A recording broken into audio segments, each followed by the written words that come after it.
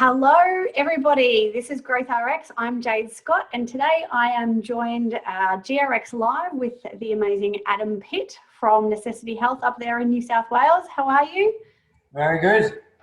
For those joining us from home, I'm just going to check our Facebook group and make sure I'm in there. Yes, there we go, good to go. Make sure you hit us with some comments if you're watching along from home. I've now got a teleprompt on there, which is pretty exciting too. So shoot us some questions as we go. For both of us here and many others, this is a very, very passionate and hot topic, I guess you would say. Before we kind of go into the nitty gritty of it all, for those of you who don't know Adam, I probably would like to introduce you a little bit more. You're a passionate mentor. I've worked with you. You actually were the first guest that we ever had on GRX Live and has been the most highly viewed in the members area actually ever since then. So if you've missed that one, then make sure you go back and catch that. But you are a passionate mentor and you're passionate about education, and we'll go into a little bit more why you're joining me for this chat in particular. But yeah, I guess you're up there in New South Wales, you're an osteopath. What else have I missed for you, Adam, that we need to know? I'm a father of four. I'm a business owner that now employs pediatric speech pathologists, exercise physiologists, osteopaths, massage therapists, myotherapists, and lover of volleyball and sport, and lover of the work that you're doing. And definitely not a lover of Crocs. Definitely not a lover of Crocs, except for, like I said last time, how passionate against them you are. Good. Now, we have been talking offline about this topic for some time, and I know that there's a lot of people interested. I've got a few disclaimers to make before we even start. Firstly, one of the things that I've learned in my leadership development studies and specialising in the space of cultural change and adaptive leadership is that you can't push your own bias. You can't push your own agenda. And if you want to create a common ground for people to actually start listening, we need to present the facts and the evidence and also empathise for the position that people are coming from. There is so much confirmation bias in this space because there are many ways to do it. There are so many successful contractor arrangements out there, room rental, license agreements, and some wonderful employed positions and opportunities out there with businesses that are not only startups, but also some that have been established for many years. But one of the things that we see in allied health, and I guess the reason why I've chosen the GrowthRx platform to talk about this today, is because it is a topic that reaches far beyond osteopathy, which you and I both are. Osteopathy Australia have done an amazing job in this space. They've got a great HR hotline that you can call, but there are so many other professions that are and do have constant questions in this space. Now, I am not an employment lawyer. I am not specialising in HR. Today, we're talking from a position of business owners and also those who have been associates and who've been employed in our past and in our history, what our experiences have been, what we have failed at, what we have learned along the way, and what we've heard from other people who have done it before, changed, endeavoured. I've worked with probably almost 150 businesses now who have looked to transition across from a contractor model to an employee model. And one of the things that I've found most is that people genuinely and fundamentally want to do the right thing. Now, that for some of you is not the perspective that your experiences have taken you to, but from my experiences, it has. But what I would like to do is I've spent the last 2 years doing a reflective paper on cultural and adaptive change, clinical leadership at Melbourne University with the team there, and I've learned a lot along the way, and I am ready to share it now, and hopefully along with you, Adam, and the passion that you have for this and growing osteopathy and also the allied health profession itself, is maybe answer some of the questions, the judgment, the bias and the assumptions that many people make across a multitude of different models. Obviously, depending on who you ask, they will champion what they're doing. But at the same time, I think we need to have a really clear picture of what is going on. So if you do have any questions about contracting or sham contracting or all that sort of stuff, that's not for us to deliver today. I'm just going to share my screen with you really quickly here, because one of the things that I did want to show you, which has now actually disappeared, so we can avoid that, is all you have to do is Google contractor versus employee, and you'll get over 350 different comparisons, whether it be Fair Work or the ATO, and it depends on which governing body you're going to. But one of the big implications, I guess, before we go on, is that one of the challenges that I have found over the years, it comes down to 4 different things. There are legal implications and growing pressures from Fair Work and a lack of education when it does come to contractor versus employee. And often for some businesses who've been running a contractor model for the last 20 years, they continue to do it because it's all they've ever known. But there is a lot of pressure from the Fair Work Ombudsman. In fact, $2.3 million dedicated in 2008 to try and eradicate sham contracting, not only in the trades industry, but also across into realtors and real estate agencies, and also moving across into allied health. Coming down from that, if you are, I guess, in that industry, and if you are blurring the lines, there are penalties of up to $13,320 for individuals and $66,600 for corporations based upon the Fair Work Ombudsman. I'm more than happy to share a lot of this research and all those sorts of things, but as I said, that's not a lot of what today is about. The other thing that we're finding is the long-standing tribal culture and the growing dissonance of people wanting to do the right thing but not knowing how to change, and also being comparable to other industries. We've got physios now wanting to employ osteopaths who are employing physios. As yourself, Adam, just suggested, you are employing and contracting speech pathologists. We've got psychologists who've come to me who have talked about room rental versus contractor models. There are so many cross-referral industries, which again is why I think GrowthRx is a great platform for this discussion. But the long-standing tribal culture of, but that's the way it's always been, has been resonating across this space for over a decade. The third challenge that we find is a loss of autonomy.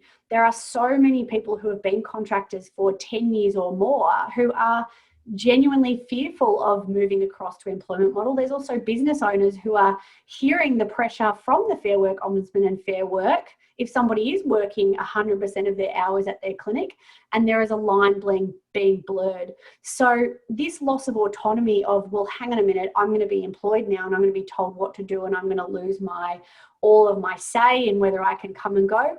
Of course, those fears are there, and people fear what is not in their best interest. So that is one of the other challenges that we're facing. And then there's the confirmation bias of people being very, very passionate about certain models and which models should be run, which ones are better than others, which ones are. But one of the things that we can say clearly with that is, like in any industry, and if you do go searching for these contractor versus employee versus room rental, you'll see it across all industries. You'll see it in the trades industry where the line is blurred. You'll see it in allied health. Again, that's not what today is about. We're trying to educate and kind of bring a little bit of backstory into how and where we are positioned today. And this has all come about off the back of a presentation that I did at Victoria University for the 50 students last year. Hello, if some of you are watching. At the end, and I was presenting on integration into private practice, which is something that I love. But at the end, which is a topic that didn't even come up, I had at least 20 students from both lectures come up to me, and their main source of questions revolved around remuneration models, which is why we find ourselves here today. One of the girls in particular had 3 interviews coming up next week. One was an offer of a contractor position at 50%. One was an offer of an employed position, and another one was basically a rent and facilities model where she was paying rent plus GST. There was no discussion of exchange of rent. These students don't know where they're positioned, and they're not educated enough. And this is because, and hopefully at the end of this, we're going to see just how many differences there are, and that an opportunity isn't about a percentage split. There is so much more to reflect on and to look into before any of these decisions are made, particularly because money is not the be all and end all of the driving force of a lot of the choices for these young professionals. Neither is autonomy, but most of them really want this structured mentoring and structured CPD. So the definition of mentoring, we're also seeing blurred across businesses. Mentoring can be knock on my door and I'll show you how to do an adjustment, but it can also be a structured mentoring program with time allocated. Is this time paid for? Isn't it paid for? The list goes on.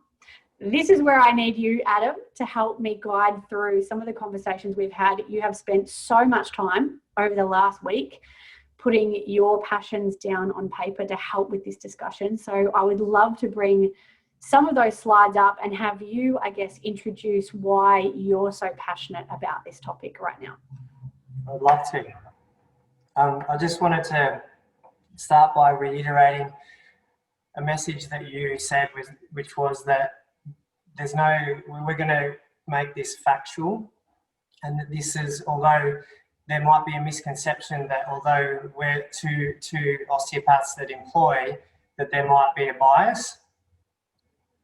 We're going to do our best to just present the facts. So I'm just going to share my screen now. So can you see that okay? Yep.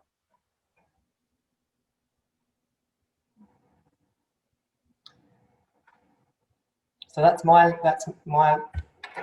logo. And what we're going to cover today, what I'm going to cover today, is my 4 ultimate questions that I think are super important when you're making a decision, when anyone involved in this sort of process, whether it's a business owner, whether it's a new graduate, whether it's a recent graduate or someone who's been 5 to 10 years in. I actually think this is all stuff that everyone needs to know. And I have 4 questions that I'm going to ask at the end of this presentation. So make sure you hang around till then. And I've got another computer screen here, and I'm going to try to get to any questions or comments that come along the way. First thing I'd love to do is, if you're watching this, if you could punch in a comment, if you're a practitioner, if you're a new graduate, if you're a student, if you're a business owner, if you're an admin staff, I'd love to know who we're dealing with so we can try and tailor make it as best as possible. So this is me. Like I said, I sort of introduced myself before, but my first ever job was delivering pizzas at Pizza Hut. So my first ever main job was actually as a contractor, and I was being paid $3.30 per pizza or per delivery. And it's probably my introduction to that has probably somewhat influenced me in the future, because which I can probably get to in a bit. But then my next main job was at Myer, working as on an hourly rate, plus we had occasional bonuses. And now I'm the proud owner of Necessity Health and one of the directors of Necessity Kids. So I've contracted, I've rented, I rent, I contract, I've done it all. So one thing that's become really apparent to me, I've been working on this intensely for the last 3 years, because prior to that, I just did what everyone does in the osteo world, and that is to take on contractors as you grow. And then about 3 years ago, I decided to change to an employment model, and I've been working on it and refining it ever since then. And I just want to acknowledge that I've made mistakes, and I have learned a lot along that path. But what I've observed is that there's a very big divide that seems to be particularly prevalent in the osteo and chiro world. Now that I've delved quite deep into the speech pathology world, it's there to a degree, but nothing like in the osteo and chiro world. So I just had a definition. So you've used a term which I had to look up. Whoops. And I'm hoping that this quote helps understand what that confirmation bias is, and hopefully everyone watching this can try and put that aside and look at the facts and follow my four questions to really set each of you on the path that you want to be on to reach the destination that you want to be at in your career. So the good news is that unis are pretty good at developing good practitioners who are helpful and who are safe. The bad news is that this is not something this is a topic that's really important and it impacts everyone, and it's not something that's delved to in any depth except if you go to VU, apparently. Would you agree with that, Jade? Is this something that you have observed is not really taught in any detail? Yeah, oh look, absolutely. I was a lecturer at VU. I taught practice integration and left Victoria University back in 2014, I think was my last lecture. I ran the business modules and I taught for 8 years, and I taught a lot of it back then. I'd started out as a contractor myself. I was on a 45% split, a wonderful clinic, but I think like most other things, you've got no idea what you're going to get into. And then I started up my own business as a very fresh 22-year-old. And I think from my background at the time, I obviously came out with no understanding this whatsoever. Much like many others, I just did what I was used to.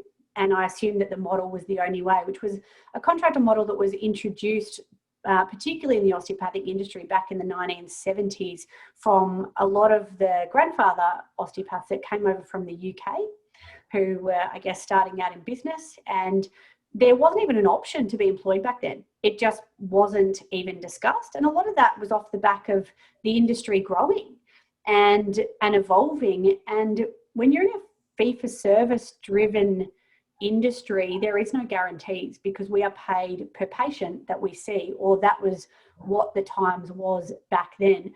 But even back then, I had a dissonance where even when I put on my first contractor, I thought, he's been with me 5 days a week, working 40 hours this week, and he's only seen 10 patients. Why would I take 50% of that? It just didn't sit right with me. So even back then, 20 years ago, I created a contractor retainer where I made sure that he got paid way before I did, which is why I took a $35,000 loss in my first year, because I still gave my contractor, I guess you would say, a guarantee. And that's where this battle for me started. But particularly at the uni since then, I know for a fact that they have got guest speakers that come through that talk about this sort of stuff. But the confirmation bias that you talk of, often people are educating purely based upon their own experiences. And I think this is why I want to have this conversation now, because I have pushed and I've rallied as an ambassador, not for employment, but for FAIR for such a long time. And it breaks my heart now to see back when I started employing, I was one of the first businesses in osteopathy that transitioned my entire team across from a contractor model to employment. Back in 2012, there was only about 5 of us at the time, and it was horrifying and petrifying.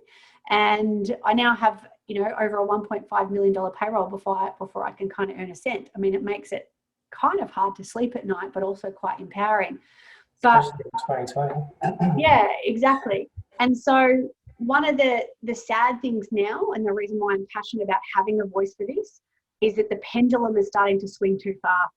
And never did I ever believe that something I was so passionate about becoming fair was that I'm hearing about employment models now and employers that are doing the wrong thing. And we're hearing about burnout. And I know that we'll get to that a little bit later, but I think it's poignant to talk about now why, even though we do both employ and there may appear to be a bias for that, I am not biased toward people doing the wrong thing and smashing out new graduates and not paying out bonuses and setting KPIs that are totally unachievable. That is wrong too. And I want to make that really, really clear as well, because somehow along the line in osteopathy, my name has been attached to employment, but I refuse to have it attached to those who are doing the wrong thing. So we'll talk about that a little bit more. But that was my long answer to your question. There is still not enough education on this. And the students hung around for 45 minutes asking questions about what is right or wrong. And I didn't want to deliver what is right or wrong. I wanted time to be able to explore all of their options and also where their core values lie and what they want for their life, which is what I know your 4 questions relate to. Oh, that was a sneak peek. Yeah, so the purpose of this discussion when we first set out was to really draw on the comparisons.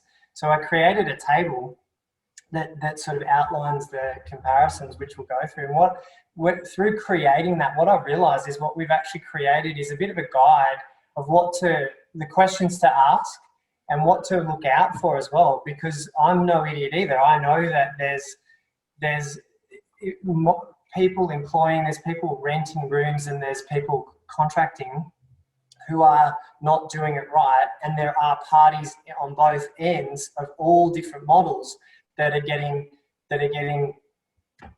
I'm trying to think of a word that's not screwed, that are getting screwed, and it's unfair, let's call it, or uneven, and those are the ones that we want to avoid. So there's probably coming up, there's going to be some slides that you might want to screenshot, or if you've got a pen or paper, you might want to write a couple of these things down, because there's some key things of questions that you need to ask, and also some things to look out for.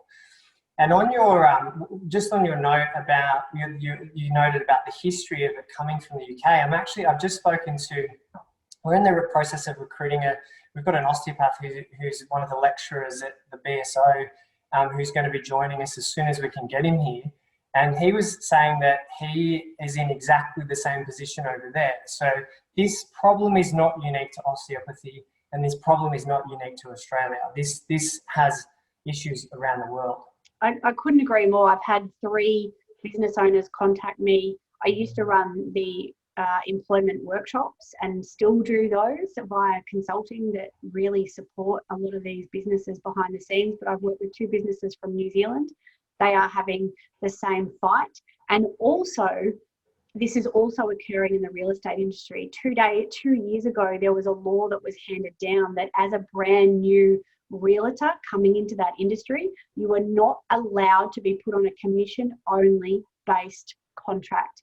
And that is because there were so many real estate agents getting to the end of the week. And if they hadn't sold a house, even though they'd done 25 open for inspections and worked all day Saturday, they weren't getting paid.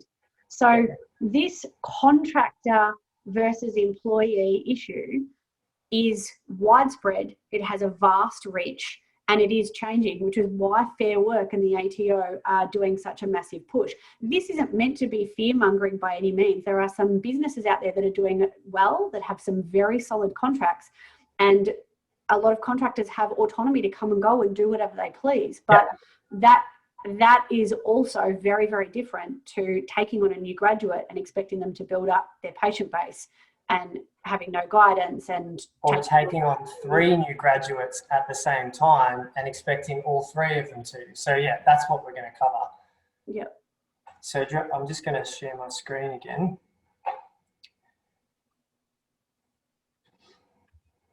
So this is a slide of which means that if you don't listen to this, or if you're not educated on these topics and the details about it, then you have this potential that you're going to go in blind, and that's going to lead to quite a few negative outcomes. So here it is. Here are the facts. Like you said, Jade, there are absolutely legitimate placing for a contractor model. I've thought of a couple. One is, the obvious ones is we just had a carpenter came and fixed something. So he turned up in he had his own tools. He fixed it at the time that suited him, that was slotted in with our room, when the room was available, but he fixed it at a time that was negotiated, and he had his own ABM, and he invoiced us and we paid it, and then he would have gone on to do another job at another location. In our industry, there is absolutely places where a contractor model is the most appropriate. So for example, if you're a professional locum and you're going from one place to the next, and that's what you do throughout your year, and there's massive benefits to that, by the way, then a locum model is, then a contractor model is the most appropriate. It's not appropriate for a locum that spends 1 month at 12 different practices to go employed from one to the other. I also think there's other, this was just me thinking about it. If you're an osteopath or a physio or a strapper or someone who's helping a football team, and you bring your own table, you bring your own tape, you've got your own name, your own ABN, and you're invoicing the football club, that is 100% appropriate. And there are other areas that would be 100% appropriate. The things, and there's pros and cons to both, which we're going to go into in the table. I think one of the things to add there is, I guess, beyond that, when you start to shift across, I've got employees and I've also got contractors. Now, I've got contractors who pick and choose their own hours. They come and go as they please. They do use my table and they do invoice me for their services plus GST. We have a uniform at the clinic. It is totally up to them whether they wear it or not. Some of them choose to, most of them choose to, but they also do a lot of their own washing and a lot of their own linen and those sorts of things. So, you know, it does work very, very well, and it is there for people who have a little bit more autonomy. I guess where the line for us is very, very clear is that we've got very, very different job descriptions for what our contractors do and what our employees do. And that I guess is very, very clear again. But I guess these are the sorts of questions that you would ask your association HR, and that you would also talk to employment lawyers about, to make sure that whatever the contractor model you are using is very, very clear and protected and secure. Yeah, 100%. So there's definitely pros and there's definitely cons to this model. And so I got contacted yesterday by an osteopath who graduated a few years ago and is a sole trader and is now looking to take on others. So if she's watching, g'day, thanks for the contact. And one of the things that she really wanted to clarify was the differences. And what I would say is that one of the things that people need to understand is that if you're a business owner, there's definite risk associated with doing an employment model. There's definitely risk with a contractor model, and there's definitely risk with a room rental, especially if you're signing a lease or a sublease. By the way, there's never no risk. There is no risk one that I'm aware of.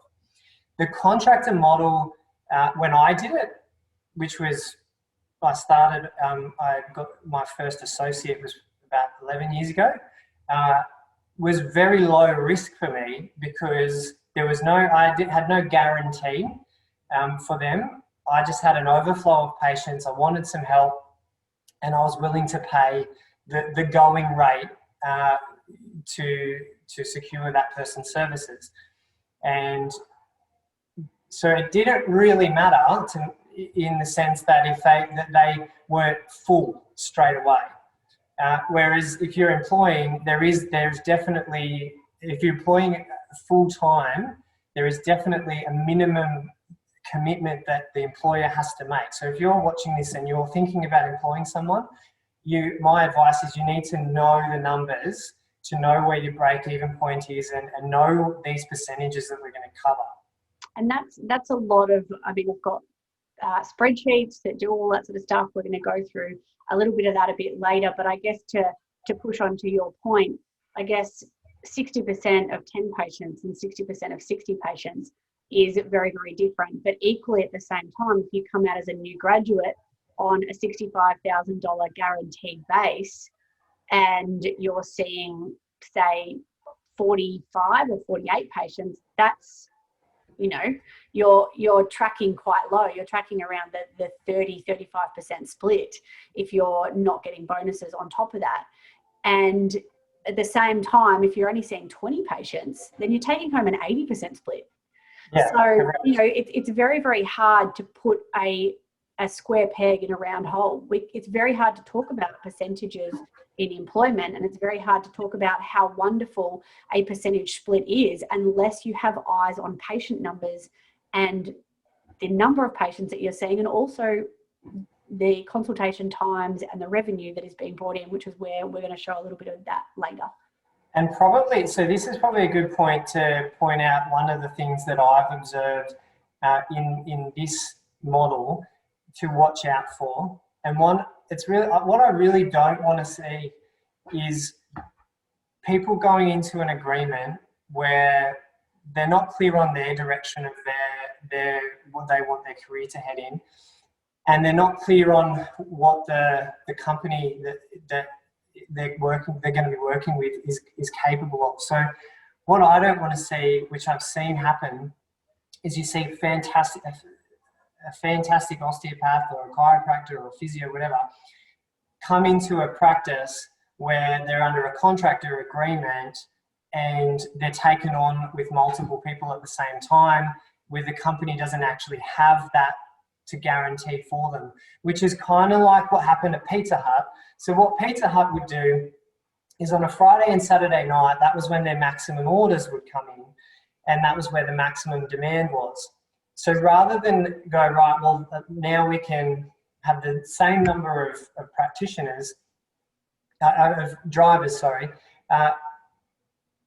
do multiple in an hour, and then maybe they could take 2 or 3 at a time and do it really efficiently, and they could see, 4, maybe 5 deliveries in an hour, earning $3.30 per delivery. That's fantastic for the driver.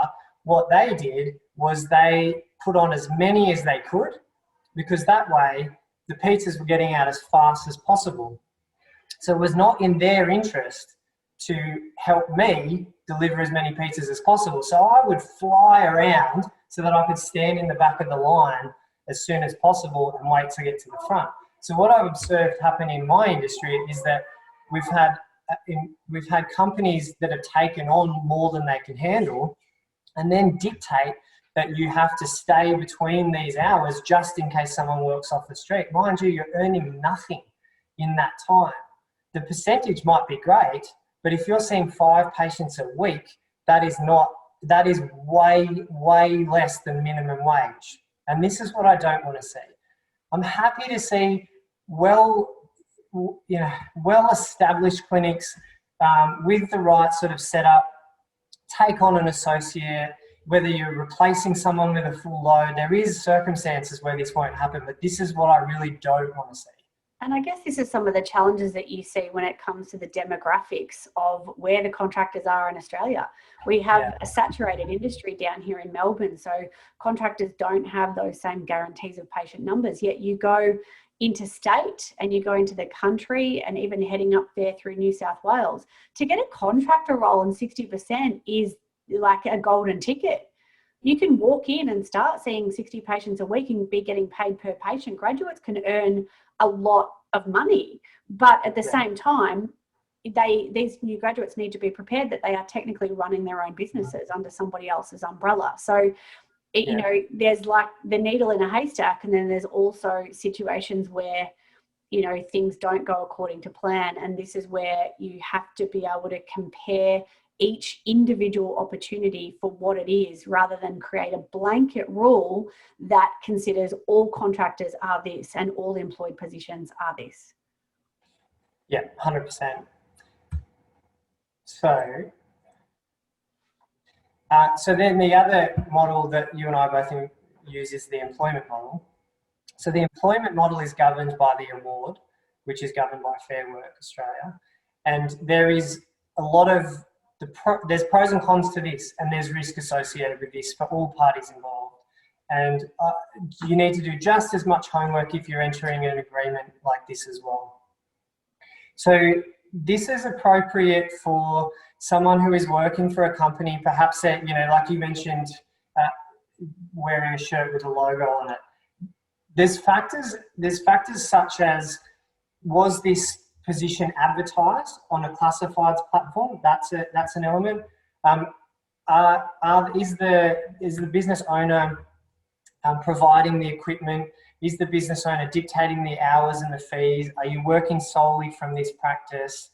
And other, there's a bunch of them. There's a list. If you want to, there's actually a comparison on I believe it's on the Fair Work website. If you're trying to work it out, if you're unsure, then And there's lots of places that you can get I'll advice also provide in the members area, there's an employee short fact card when it comes to this sort of thing. It's very easy to work out, but at the end of the day, obviously with an employee model, there's a base salary, there's entitlements, there's pay whether you're sick or whether you're on holidays and all those sorts of things. But, you know, obviously there's a minimum base guarantee, and then I guess any bonuses on top of that are usually set by the business owner at their discretion, and probably comes in line with the number of patients being seen. You know, just like any model, you know, in a fee-for-service driven industry, the more patients that you see, the more you get paid. But I guess the luxury here is that there are some non-clinical hours that are paid. And I think that's probably one of the big differences. Correct. Yeah, there's a lot which will go in this table that I created. And companies like, so full disclosure, I use Employsure as well, but they're in no way involved in this presentation. This is done completely separate to them. I had a full audit done of my whole everything. They came in and did a full audit to advise me on where I complied and where I didn't. And I would suggest that if you're thinking about doing any of this, get an employment relations company like Employsure. There's others out there, and that's it. The OA HR hotline, a yep, great OA association. Hotline, yep. And I'm sure there'd be other. They're wonderful. I've heard great things about them. There's another company that I'm still going to start working with at the moment. There's so many out there, but I mean, if you are employing, it's invaluable to have a source of information that is outside your scope of practice. Yeah, and I think you would agree that if you just think, oh, tomorrow I've watched this thing with Adam and Jade, and tomorrow I'm going to change to an employment model. I would not recommend that either. This is not a simple thing. I have a full-time practice manager that helps me with this, and we use the services of Employsure because this is a complex area that they're specialists in, that you definitely need to get help with. And I guess, you know, part of them is their advice, but a lot of what I do in the business consulting side of it is punch the figures in and make sure that you can sustain patient numbers. When I did the talk back in 2017 for Osteopathy Australia, we actually went through some numbers and worked out that the base salary at roughly $85 consultation rate comes in at 17 patients a week, which is about 3.2 patients a day. If you can't afford that, you shouldn't be putting on a graduate anyway. So whether they are a contractor or whether they are an employee, if you can't find 17 patients in a week, that means that you can sustain a replication of what the award is suggesting, then you shouldn't be putting that on. Now, I know that I understand that that's no problems in a lot of interstate and rural areas who are dying for practitioners and can't get them. But in Melbourne, you know, it is quite common to have new graduates put on without any wage or patient number guarantee. Yeah, and if you're watching this or live, or you're watching this in replay and you'd love to see Jade's program reinstated, or you'd like to have any questions for me or for her about that, please comment in the box below, or feel free to send me or Jade a personal message. The next model is actually, I'm just going to skip ahead to, so the next one I talked about was room rental. Can you see my screen?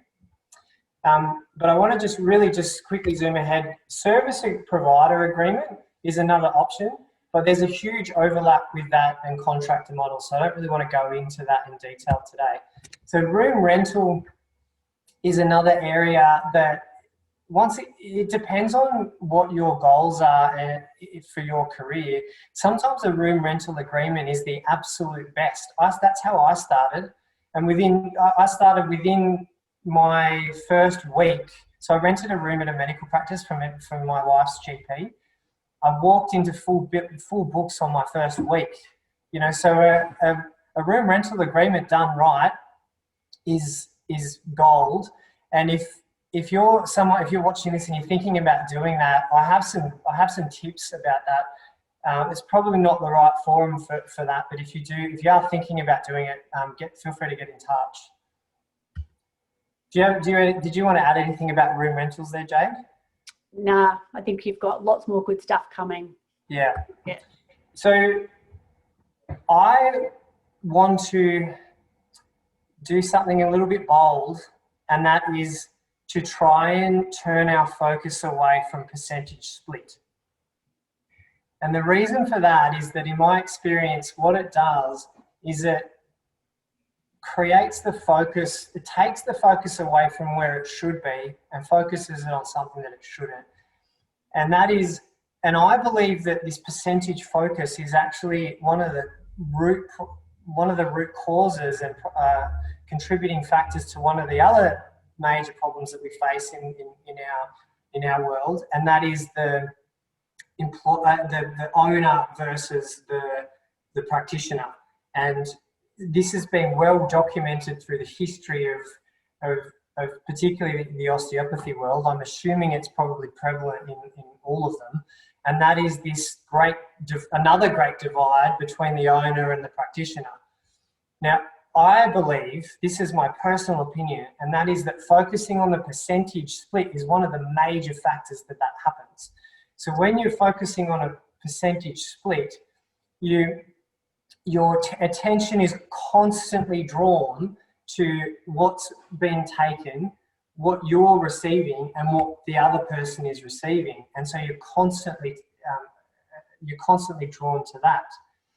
Now, what it's taken away from is the things that matter, which is, the patient care, the work environment, the team culture, the relationship between the employer and the owner and the practitioner. And there's so many complexities and variables that go into this that mean that the percentages are important for their business owner to understand, but they're not something that I believe that the practitioner should be focusing on as much. Would you agree? I couldn't agree more. And it is part of the social psychology that we look in when it comes to change adaptation, and why people resist change is this loss versus gain mentality. When you are on a percentage split, let's just call it 60-40, you are losing 40% of your income to somebody else. When you have an employee mindset, you are given a base plus bonuses, which you see as a gain for your services. So part of the reason why I moved across from a contractor model for the most part was because of the toxic cultural mindset that was occurring in my business. I had some contractors who, if their first patient wasn't till 11 o'clock, they would just text in the morning and say, well, I'm not getting paid, so I won't be coming in till 11 o'clock. Whereas now I've got a team that are paid per hour no matter what, whether a patient cancels or whether they don't. I've got contractors who don't go home for lunch because they've got a 3-hour gap in the middle of the day. They hang around and they'll write blogs, and I also value them for their time beyond that of just touching a patient. And that for us was the biggest cultural shift of all.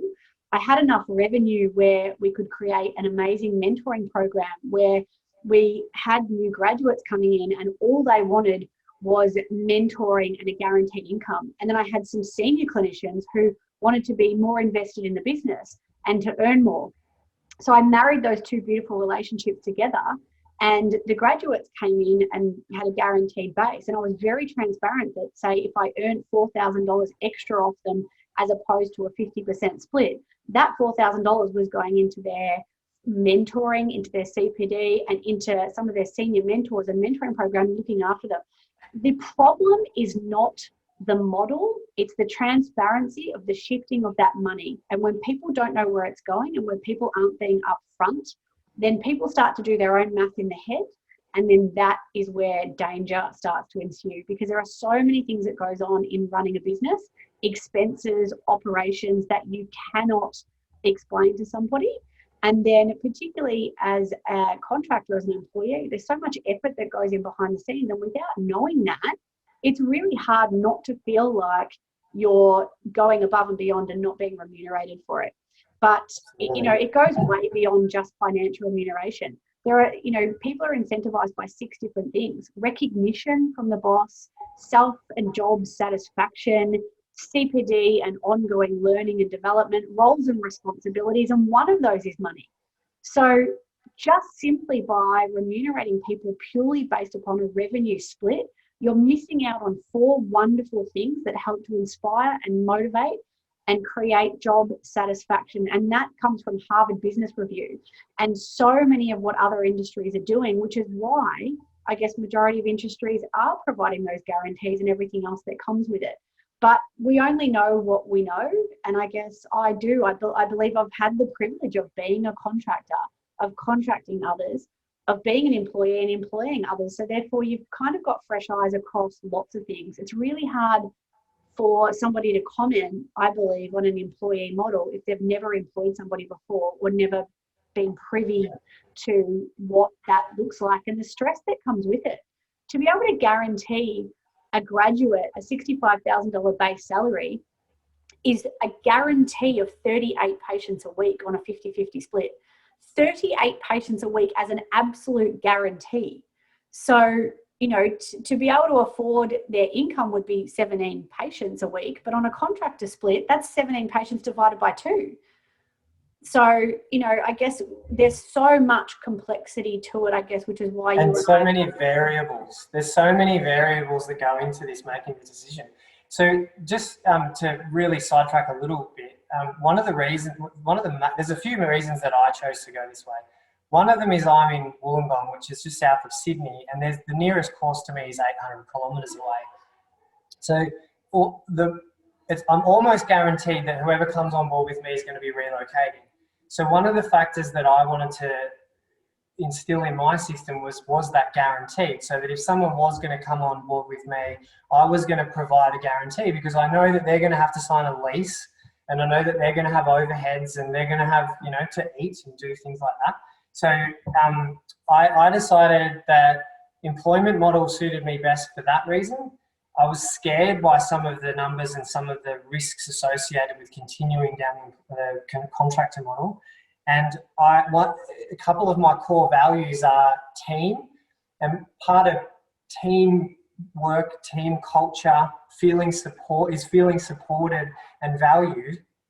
So I believe that the model that suits what my core values are best is the employment model. And just yesterday, I had a patient, but I had one of the practitioners who had something happen that day. So I needed to duck out and make sure that I was supporting them, but at the same time, I was hoping not to run super late and put off all of my patients for the afternoon. So I was able to get an associate to come in and just get started with some soft tissue work for me, so that I could check in on this other practitioner. Now, in a contractor model, there's no way, when I was contracting, there's no way I would have ever done that. So there's, you know, that's been amazing. And like I said before, I've made mistakes, and I've also, you know, ruffled some feathers along the way, and I've learned a lot, but I would do it again. I'll probably do it again better. I would definitely do it again. To play devil's advocate here for some of the people watching, I understand the guarantee that you're giving me, but I could also get an amazing job up there in Sydney with an overflow and 60 patients, and, you know, smash out and make a considerable amount of money. But I guess one of the things I'd have to realize that if I'm working full time at somebody else's business and seeing a lot of patients, I guess, you know, it comes down to where their core values lie. So it's not about what you're doing and what you're offering. It's about choosing the right job for you, and therefore educating yourself on whether you do want to go up and you are motivated by money and you could earn a considerable amount, or whether you want to be a part of a team and have some culture. And I guess, you know, look, there's some great contractor jobs that offer mentoring as well. There's some brilliant contractor jobs I know that 100%. I would love to get as a new graduate. Yeah. But unfortunately, some of those do, I guess, you know, it does get hard when you start working full time and all your hours in one clinic, I guess you would say. But look, I really want to see your table, because we could talk about this stuff all day. Well, yeah. So comparisons table. With regards to that, like, one of the challenges that I face is that when you're trying to do a comparison, is you look at a base hourly rate versus a contractor. When you look at it in 1 hour in isolation, and there looks like there's a massive discrepancy. And one of the challenges that I've faced is that unless you understand the specifics of the maths of this, you will get fooled by that. So this this next slide sort of is one example of how to understand these differences. So what I've done is I've created a table. I've created this comparison, which is an employee on a base rate plus a bonus that equates to a 50% of the gross takings versus a contractor that's on 60%. So you'll notice on the right-hand side of your screen, this is really straightforward. So as a business owner, this model is really, really straightforward. There's not actually a lot involved in this. You take on an associate, you create an agreement, and they're paid 60% of their gross takings, regardless of what it is. So they have the potential to earn as low as zero, and they have the potential to earn as high as 60% of gross, simple as that.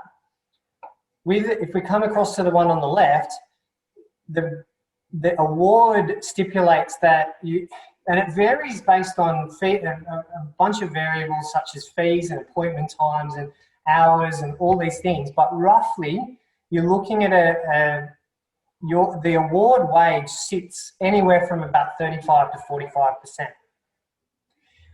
So if you have a base rate that is the award, then you have a bonus that takes your gross to 50%. What I'm about to show you is that you're actually earning more than a contractor on 60%. Now, what a lot of people struggle with is they look at the hour. So if you get a pay slip and you look at the hourly rate, it will be low compared to if you just do a 60% isolated 1 hour. It will look very different. But here's the trick. If you are on a base rate plus a bonus system that takes you to 50% of the gross, approximately, what you need to do is add on top of that another close to 10% because it's 9.5% for super. So that takes you to 50, just under 55.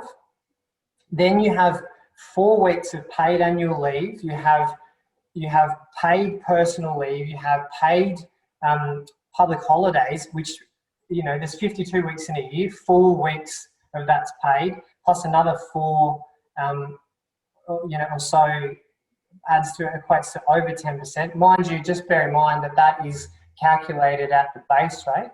But anyway, long story short, it takes you, when you add super, all the paid benefits, you actually get over 60%. So let me just say, if you're watching this and you're an employee who looks at their pay slip and has the base hourly rate, it seems low. What I would suggest and you're looking at, you're comparing with your friend who's a contractor on 60%, you are comparing apples with a lemonade stand. You are not comparing the same things. It's quite complex to actually do the maths of an accurate comparison. So my 4 questions that I'm going to come up with are what I believe are the most important things. Did you want to add anything to that, Jade?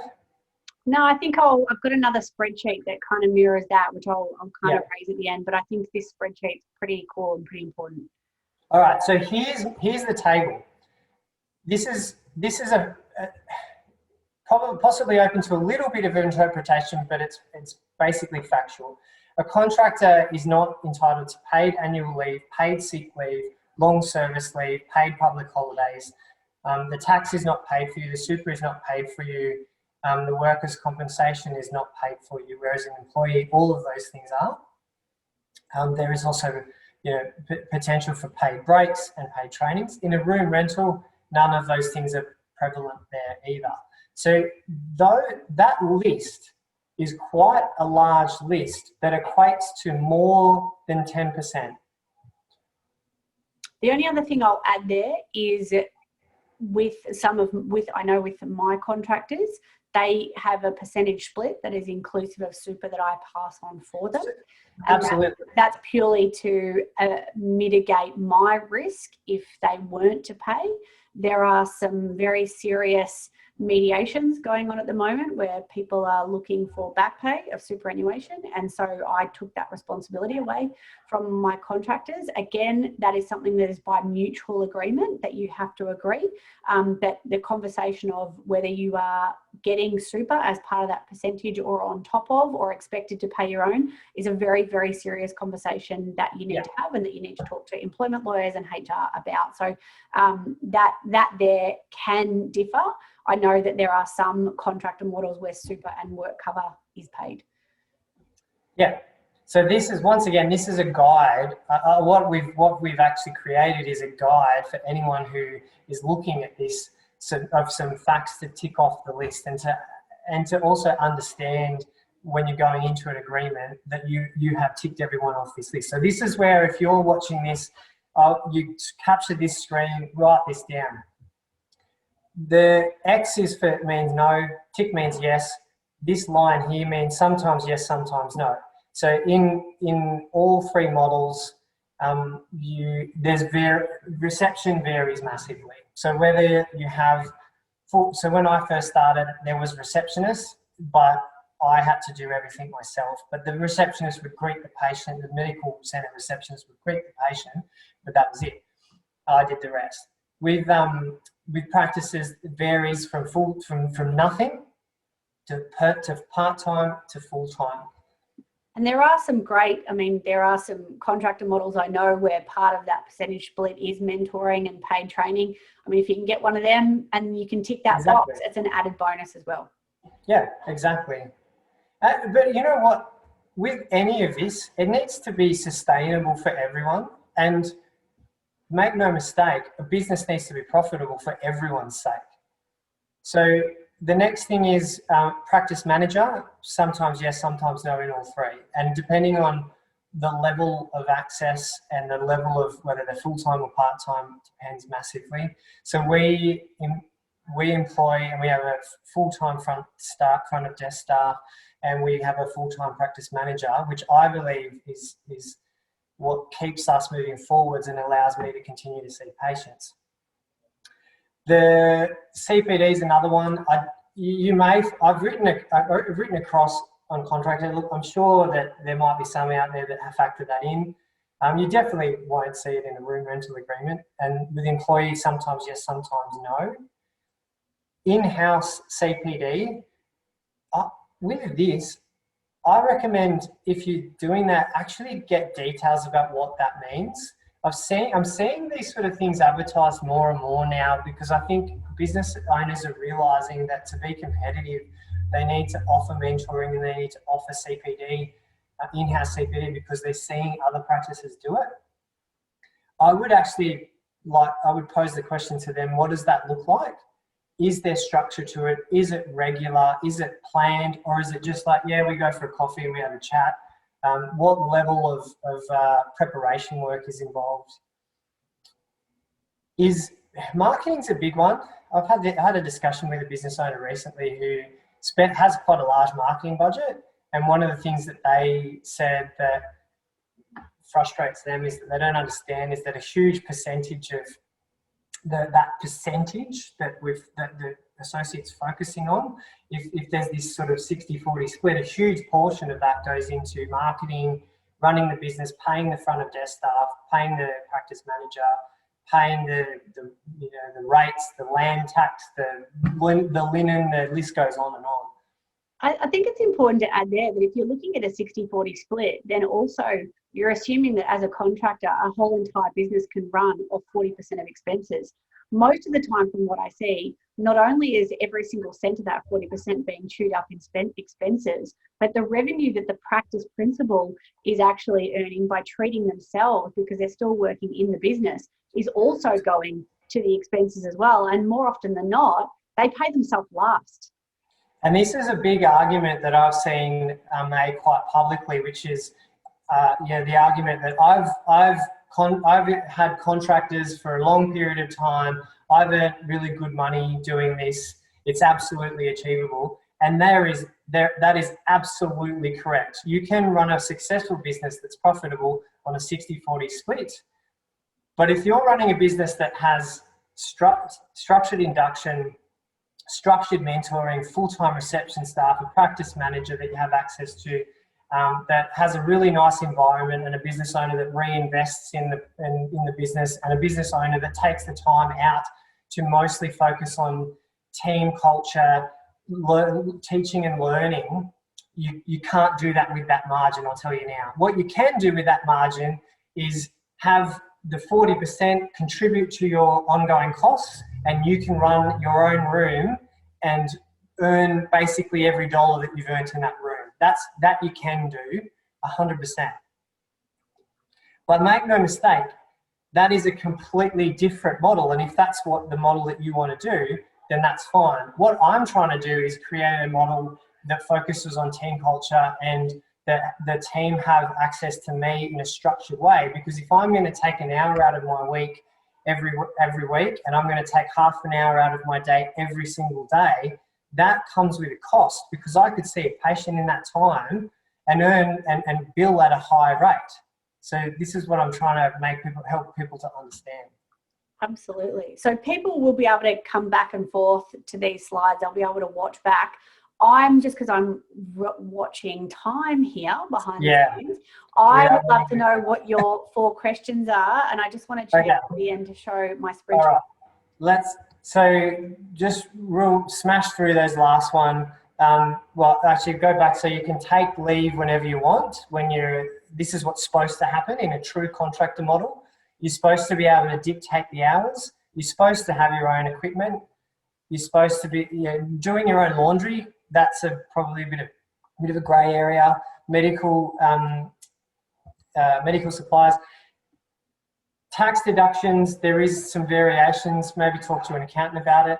The model focus when you're on a contractor is being a self-employed model, whereas an employment model, in my experience, tends to focus more on team.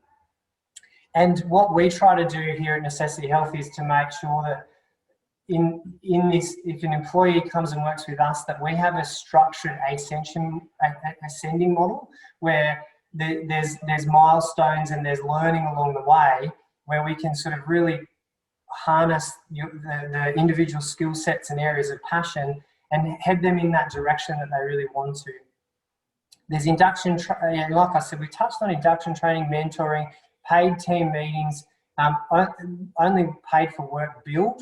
I've checked, like that's another thing, it's normally paid on received, and chasing outstanding accounts is a big one, clarified with who's doing that.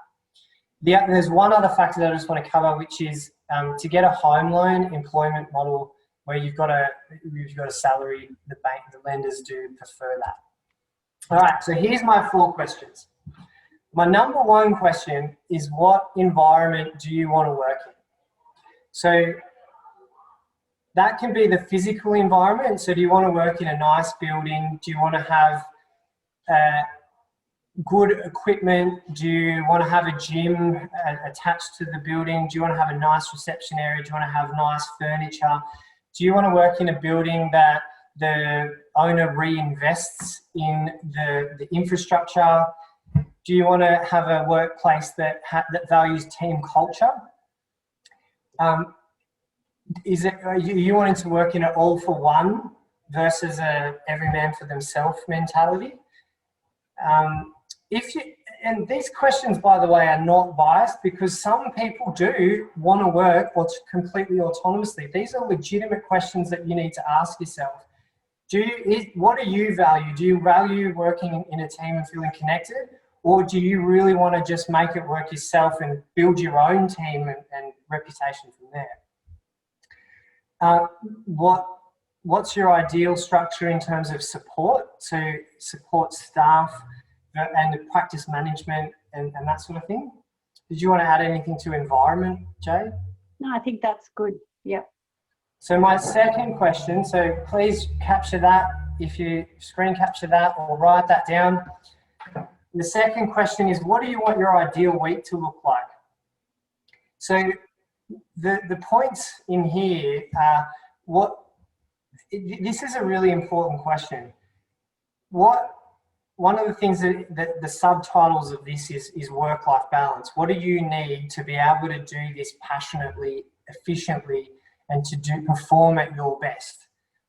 So factors to consider are number of days in the week, weekends, lengths of days, lengths of appointments, whether there's structured breaks throughout your week, Now, new final year students are going to struggle with this question because they won't have had the experience to draw on. So perhaps opening up a conversation with someone a bit more experienced might be a good idea. Does your week contain structured coaching, structured reflection, mentoring and feedback? Or are you genuinely happy with look, I'm really confident and I just want to be able to come and knock on your door if I need it? Does your week or your month or your year involve regular review of evidence and best practice procedures? Do you want to continue to learn and be challenged? These are the important questions when you're looking at what do you want your week to look like. And also it is true. I mean, if you want the autonomy, and if autonomy is really important to you, if you don't want to work past 5 o'clock, if you want to set your own hours, if you don't want to work weekends, if you want to be able to book holidays, if you've got children that you want to be able to take off all school holidays, then an employed position is probably not right for you. And you do need a good contractor role where you can pick and choose your own hours or potentially rent your own room so that you can create that autonomy and that lifestyle that facilitates your needs. Can this be done as an employee model? Absolutely. But unfortunately, I guess when you've got other team members in place, you probably are likely to need to work Saturdays for a little while. And that's probably what the business needs for operational reasons. And so therefore, some of those decisions are removed. You know, it is very hard to just cross yourself off the day before and leave at 4 o'clock because it's your dad's 60th birthday. There are responsibilities. There's responsibilities in both situations. But I think if you really do want that autonomy, you don't really want to be held down and you don't necessarily want to be governed by processes and procedures, then don't take an employed role. Well, having said that, I think what you can do, regardless of which way you go, is to note that down. I love having Saturdays off now. I work Saturdays for a long time, but I have multiple kids that play sport in multiple different directions, which can be logistically challenging at times. And I love having Saturdays off. So having Saturdays off might be one of your goals, but in an employment model, as a business owner, I can work towards that if I know that that's a goal and I know that's important. But as someone who started fresh off, you might understand that you might need to do that, and there might be some milestones or some targets you might need to hit to increase your value to be able to achieve that goal. Absolutely. I guess it's just determining what you want from day one as soon as you sort of hit the ground running. Anything can be worked towards. My gosh, I've got some practitioners that work all their hours in 4 days. They've got, two Exactly. 4 days and 2 mornings. They haven't worked Saturdays for 5 years. I mean, there are plenty of opportunities. I think my point is coming straight out of uni. It's really hard to, I guess, dictate your terms of a weekend when you've got, other team members that have been doing it for quite some time. And Saturdays are a perfect example because Saturdays there's a lot of demand for, and there's a lot of a particular type of person that you'll see on those days, and that might be people that you love working with. So working Saturdays might actually be a target and a request. So thank you to those of you who are still with us. I know we've just hit the hour mark. We've still got a couple of really important things to go through. So if you can hang around for the next 10 minutes, I promise I'll make it worthwhile with the spreadsheet I'm going to show you at the end, as well as Adam's great stuff here. So the third question is, what do you want your group certificate to look like? So rather than looking at an isolated 1 hour and a percentage split of I get this and they get that, or I'm in employment and my pay slip looks like this and my friends looks like this, focus on what you want your group certificate to look like. Be upfront and honest, and I would encourage everyone watching this to have an open and honest conversation about this, because it is a bit of a topic that gets sort of skipped over a lot of the time. And I think that it's really important to have an open and honest conversation about the different factors and elements that an employer might offer, or a business owner might offer a contractor, and have it really clear what the practitioner has a target annual income of. Annual income should be the focus, not an isolated hourly rate and looking at a split. Does that make sense? Yeah. Yes. Okay, and now the final question, and this is the one that I believe is probably one of the most important questions. Well, they're all four of them important. What do you want your future to look like? So if you don't need to know exactly. Let me just clarify. This means, what are your core values? What are the things that are most important to you? What would you like to achieve in your career? And if you're really clear on that, then you can actually, if you have a clear destination of where you want, or a direction that you want your life and your career to head in, what you can then do is reverse engineer that and look at the pathway that is the most direct version to that. If that's a room rental because you want to become a practice owner and that's your dream. I spoke to a 5th-year RMIT student the other day. That's her dream. Then a room rental at a medical centre is a fantastic pathway to go down. If your number one priority is that you want to feel connected, you want to feel supported, and you want to feel part of a team, then perhaps an employment model position is going to be the best option for you. And if you want I want to work in a place where I can knock on the door of someone that's more senior to me if I need it, but otherwise I'm really autonomous, then perhaps the employment arrangement is the contractor agreement is going to be the best one. But get really clear and be honest with yourself so that you can pick which path you go down. Yeah. And I think if you don't know and it's not clear and you are a 5th year and you're still really, really unsure, then you've got to look at the foundations of your life. Do you need a guaranteed income? Are you happy to generate a patient list from day one and put a lot of hours in? Are you sure that the practice principal has got enough overflow for you? They might be fully booked, but there's a lot of patients that won't see somebody else. So even though they're fully booked for 6 weeks, you coming in doesn't make a difference because you're not getting a lot of those patients. You know, are you willing to relocate rurally and therefore, you know, take on your own business and be a sole trader and hit the ground running with 50 patients a week or 40 patients a week? How many patients do you want to see a week? Is 45 where you feel like you're going to cap out? That's, you know, 20 hands-on hours. Do you want to work off 45-minute blocks or 30-minute consults? Or I know there's some physiotherapists now who are hiring osteopaths and they're working off 20-minute blocks, which they're not used to in private practice. Are you a physio who's going to go and work with an osteo and be expected to work half an hour or 45-minute blocks that you're not used to as well? So are you running 2 rooms? Are you running I know an osteopath running multiple rooms, running off 15-minute appointments, you know, so there's so many variables. Understand the variables. And so I think it's just a matter of doing the research on individual clinics. Have a look at their overall retention. You know, do they have, and they're not in a rural area or they're not interstate, have they got a retention of 5 years? Have they been running an employment model for a really long time? Have they had contractors working with them for 10 years that you can talk to who are blissfully happy with the way that things are? You know, are they struggling to hang on to anyone and you're the 3rd one in a line of who've only stayed for 6 months? This is part of, I guess, common sense of doing your research and talking to a lot of people and getting an understanding for all the different models, not just the ones that have been handed to you in front of you. But there is good reason why there is an award. But also the last thing that I'll say that hasn't been covered is that there are some employment models called casual employment models. I do not condone these. It's not fair if you've been given a full day shift and because there aren't enough patients there, you're cut back to a minimum 3-hour casual rate. Those are not the sorts of employment models that I'm associating with, that I know are starting to happen now. Do I expect you to be working the award rate and smashing out 65, 80 patients a week until you're burnt out and not earning a dime in bonuses? Absolutely not.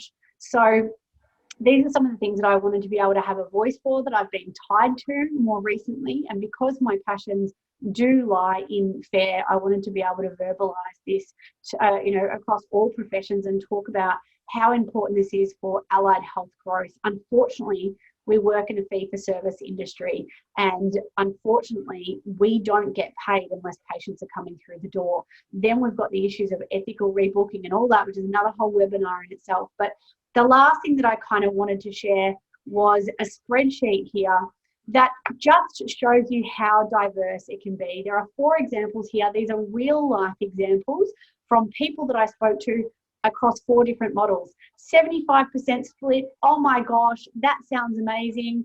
Yep, the business is just starting off. She has to do her own admin and washing. She's working 6 days or almost 5-6 days a week at the moment, trying to build up her patient list. And that's kind of the revenue. Walks away with roughly 100 grand. Another contractor smashes all of their patients into 3 long days. Again, walking away with 100 grand. One of my employees at work is on $80,000 plus entitlements plus bonuses over the year. They walk away with 100 grand. And then there's another one who's on a renting facility, is a guaranteed rent that needs to be paid per year of $100,000, no matter how many patients walks in the door. The big factors here that I wanted to actually show is this here. These are the factors that change this here. How much are you charging? If you're on a 75% split, that's great. But if your consultations are $70 for 20 minutes or 30 minutes, or if you charge $100 and your consultations are 45 minutes, then you can see less patients. You can see here the variation in what clinics are charging, what the number of patients that they're seeing, and how many hours they actually have to work to generate this income. 4 practitioners, 4 allied health professionals seeing different patient numbers, or roughly the same, over different hours, taking away the same gross income. The model, the percentage is all irrelevant. You need to actually do the homework. You need to find out what it is you're getting. Ask what the revenue is. If you can get a 70 or 60% split and they're charging $120 a consult and you're guaranteed 50 patients a week, that is the golden ticket. Take it. But outside of that, if you know that you've got a car repayment, if you know that you've got rent to pay, maybe you want mentoring, then maybe go and take an employed position where you've got that guarantee and you don't have to worry about patient numbers fluctuating. If you know that you're willing to do the work and you're working into a great workplace and you want to be able to come and go and have 12 weeks off when your kids are on holidays, then rent a room. There are so many different ways to do this. And I guess what we, wanted to project today is that we have been a part of all models. We do empathize with the confusion. It is the same confusion out there for everybody. But at the end of the day, if we want our industries to move forward, we can't align them. We can't talk about what we're charging. We can't talk about, outside of that of the award, which is governing, we can't talk about a generic 60% or 50% or 75%. It's so transferable, and the ACCC wouldn't like that anyway. So we have to, it just comes down to individual preference. Was there anything else that you wanted to add before we took off, Adam? No, just to add to that, what that table had was the main variable being the price of the fees. A whole nother variable is the duration of the consultation. Between those 2 variables, you can have the most ridiculous range. So it's not straightforward, it's not simple. And this is why a lot of people just sort of brush over this topic, but I know that some people might find this topic really dry, but it's really, really important that everyone understands this to a fair depth. Yeah. And there's one other thing that I wanted to finish with. I don't have to bring up the slide, but I just wanted to thank you, Jade. I did create a slide, so I may as no, that's not. You're not seeing that. I have my final slide is to say thank you, Jade, for being the pioneer. Pioneers, sometimes that's a really tough position to be. You're going into the unknown and you're going to cop criticism and you're going to cop opinions. And I just wanted to say thank you for pioneering this movement and just express that I really appreciate it. 8 years of research and lobbying and teaching. Thank you, Jade. Thank you. Thank you very much. And I guess it is hard to sit when you're trying to create something that provides such great growth and the pendulum starts to swing so far, and now you hear about the employment model being abused just as equally as what happened when we were younger with the contractor model.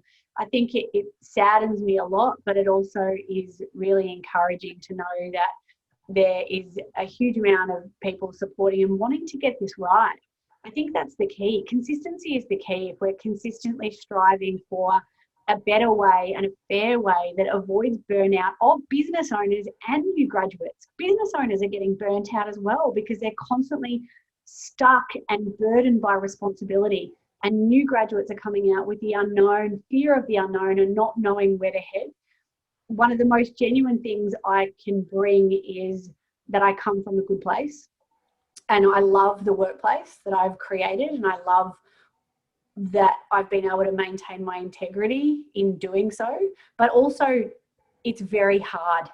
It's very hard to stay on top of this, and it's an ever changing environment. And what was happening 8 years ago, what was happening 2 years ago is not what's happening now. So reach out, have these conversations. It breaks my heart to hear that new graduates are burning out, and this is something that we are seeing more and more of, but we need to step away from talking about money. And as you said, rightly so, we need to stop talking about these percentage splits.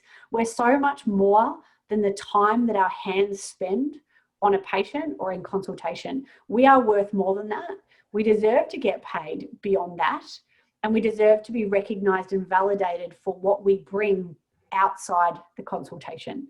So thank you so much for joining me, Adam, for sharing in my passion, for supporting me. I'm very humbled by that last slide, but I'm, whilst I might be a part of the initial momentum, there is a lot of people driving this now. Osteopathy Australia have been wonderful with me in the past. There's so many businesses that I've consulted with over the years and will continue to do so.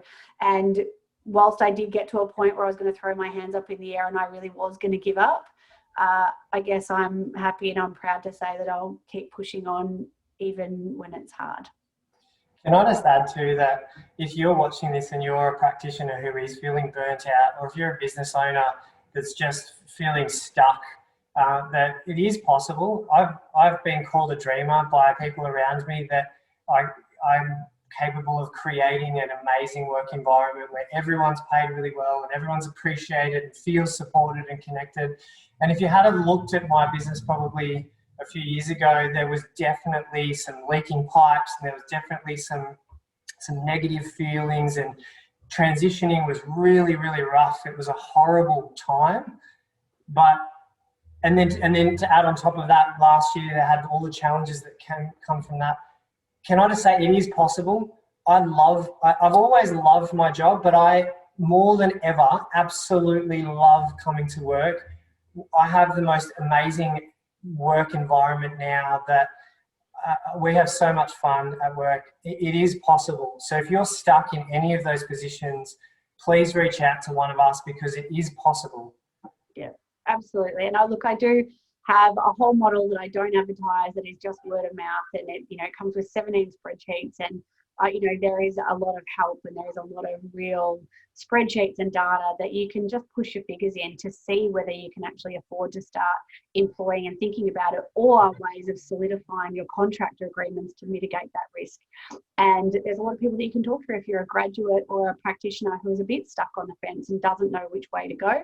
Reach out to people. There's so many people in the industry who will be happy to talk to you. Thank you, everybody. Thank you for tuning in. Hopefully this was some food for thought, and if nothing else, a really great place to generate some future discussion and education in a much needed space that is constantly evolving. Thanks very much. Bye.